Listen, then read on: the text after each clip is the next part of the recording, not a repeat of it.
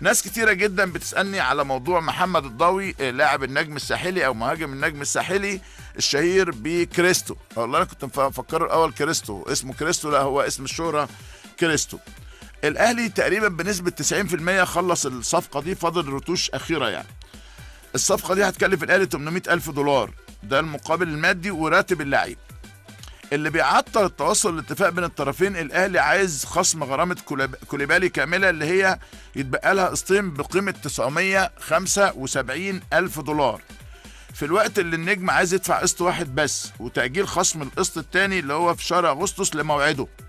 طيب الاهلي رافض ده وبيقول لك الله، ما فلوسي يعني بالبلدي كده ابني على كتفي هدور عليه، ما خلاص ما الموضوع اهو، 5 بقرش وقرش ب5، شو المثل بيقول كده برضه ولا ايه؟ فخلاص قصه خلصانه يعني. محمد المكشر مدرب النجم الساحلي قال في عرض، وقال في ازمه ماليه، وقال كده بالظبط كده في احدى الاذاعات التونسيه: الوضع المالي بالنسبه لنادي النجم كارثي، ممكن نفرط في اي لاعب بما فيهم كريستو نفسه عشان مصلحه الفريق لو توفر العرض المالي المناسب اللي بيساعد الفريق ماديا. ده الكلام اللي بيقولوه في النجم الساحلي. لكن الشكل العام كده يا جماعه، خاصه ان الولد صغير وتحت السن، فمن حق النادي الاهلي انه يسجله بصرف النظر ان هو عنده مكان، يعني الاهلي عنده مكان في القائمه، فمش هيبقى فيها مشكله بالنسبه للنادي الاهلي. مين هو بقى محمد ضاوي الشهير بكريستو؟ هو 19 سنه، ما كملش 20 سنه، جناح ايمن هجومي، قيمته السوقيه 400 الف دولار بحسب موقع ترانسفير ماركت، واخر تحديث لقيمته ده كان في شهر يونيو اللي فات.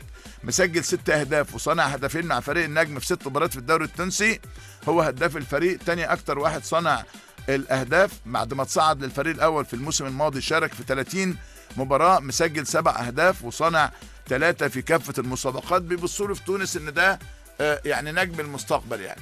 انا الحقيقه هفضل دايما ادعي على اللي مشى ازارو من النادي الاهلي. نوريد ازارو كان مهاجم من العيار الثقيل يعني، وحتى اليو بادجي اللي جه بعديه كان مهاجم كويس جدا.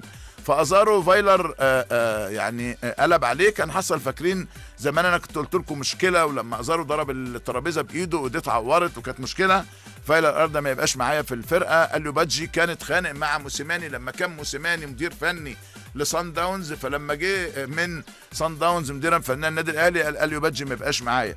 ودي مشكله ان يبقى فيها اهواء شخصيه في اختيار اللاعبين. هل يكون ضاوي مهاجم الاهلي الجديد؟ الشكل العام بيقول شكلها كده.